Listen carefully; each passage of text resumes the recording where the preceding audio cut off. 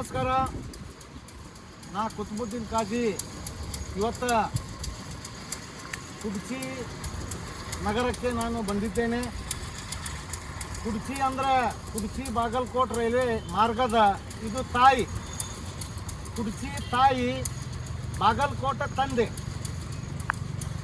ಈ ಮಧ್ಯದೊಳಗೆ ಇರುವಂಥ ಇವತ್ತು ಹಾರೋಗಿರಿ, ತೇರದಾಳ್, ರಬಕೈ, ಬನಹಟ್ಟಿ, ಜಮಖಂಡಿ, ಮುಧೋಳ್, ಲೋಕಾಪುರ್, ಕಲಾದಗಿ, ಬಾಗಲಕೋಟೆ ಈ ಒಂದು ಮಾರ್ಗಕ್ಕೆ ಒಳಪಡುವ ಎಲ್ಲ ಈ ತಂದೆ ತಾಯಿ ನಾವು ಮಕ್ಕಳು. ಈ ಯೋಜನೆ 1911ರಾಗ ಜಮಖಂಡಿ ಮಹಾರಾಜರು ಪಟವರ್ಧನ್ ಅವರು ಬ್ರಿಟಿಷರಿಗೆ ಈ ಯೋಜನೆ ಆಗಬೇಕಂತೇಳಿ ಪ್ರಸ್ತಾವನೆ ಇಟ್ಟಿದ್ದರು. ಆಮೇಲೆ 94ರಾಗ ಸಿ.ಕೆ. ಜಾಫರ್ ಸರಿಪಡಿಸಿದಾಗ ಈ ಯೋಜನೆ ಇನ್ನೊಮ್ಮೆ ಸರ್ವೆ ಮಾಡಬೇಕು, ಅನುಷ್ಠಾನಗೊಳಿಸ್ಬೇಕಂತ ಹೇಳಿ ಪ್ರಯತ್ನ ಮಾಡಿದ್ರೆ ಈ ಯೋಜನೆ ಕಾರ್ಯಗತವಲ್ಲ, ಅಂದರೆ ಲಾಭದಾಯಕವಲ್ಲ ಅನ್ನುವಂಥ ಒಂದು ವಿಚಾರವಾಗಿ ಕುಡ್ಚಿಯಿಂದ ಬಾಗಲಕೋಟೆ ರೈಲ್ವೆ ಮಾರ್ಗ ಅಲ್ಲಿಗೆ ಸ್ಟಾಪ್ ಆಯಿತು.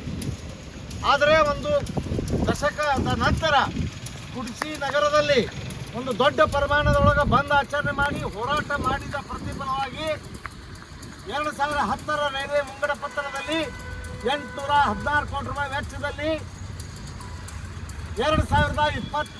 2017ರಾಗ ಮುಗಿಯುವಂತೆ ಈ ಯೋಜನೆ ಕಾರ್ಯರೂಪಕ್ಕೆ ಬಂತು.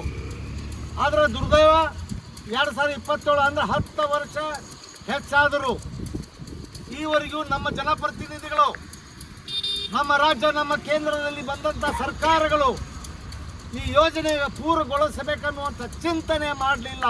ಭಾಳ ದುರ್ದೈವ, ಭಾಳ ದುಃಖದ ಸಂಗತಿ.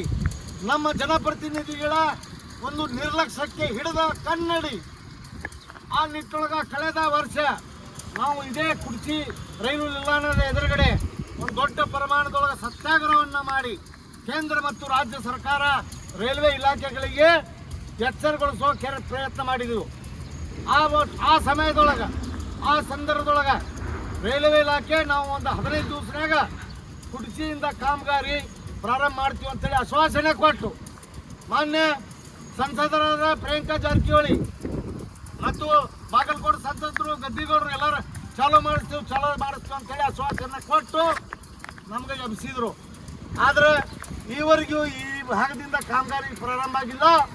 ರೈಲ್ವೆ ಇಲಾಖೆ ಮತ್ತು ರೈಲ್ವೆ ಮಂತ್ರಾಲಯ ಅತಿ ಶೀಘ್ರದಲ್ಲಿ ಕುಡ್ಚಿಯಿಂದ ಕಾಮಗಾರಿ ಪ್ರಾರಂಭ ಮಾಡಬೇಕು ಮತ್ತು ಲೋಕಾಪುರವರೆಗೆ ಕಾಮಗಾರಿ ಪೂರ್ಣ ಆಗೈತಿ, ಅಲ್ಲೇ ಪ್ಯಾಸೆಂಜರ್ ರೈಲು ಪ್ರಾರಂಭ ಮಾಡಬೇಕು. ಇಲ್ಲಂದ್ರೆ ಉಗ್ರವಾದಂಥ ಹೋರಾಟ ಮಾನ್ಯ ಜನರಲ್ ಮ್ಯಾನೇಜರ್ ಕಚೇರಿ ಹುಬ್ಬಳ್ಳಿ ಎದುರಿಗೆ ಕುಡ್ಚಿಯಿಂದ ಬಾಗಲಕೋಟೆಗೆ ಒಳಪಡುವ ಎಲ್ಲ ನಗರಗಳು, ತಾಲೂಕುಗಳ ಜನರ ಒಂದು ಸಹಯೋಗದೊಂದಿಗೆ ಎಲ್ಲರೂ ಸೇರಿ ಹುಬ್ಬಳ್ಳಿ ಜನರಲ್ ಮ್ಯಾನೇಜರ್ ಕಚೇರಿ ಎದುರಿಗೆ ಉಗ್ರ ಪರವಾದ ಹೋರಾಟ ಮಾಡಬೇಕಾಗಿತ್ತು. ಎಚ್ಚರ. ನಾನು ಕುತುಬುದ್ದೀನ್ ಕಾಜಿ. ನಮಸ್ಕಾರ.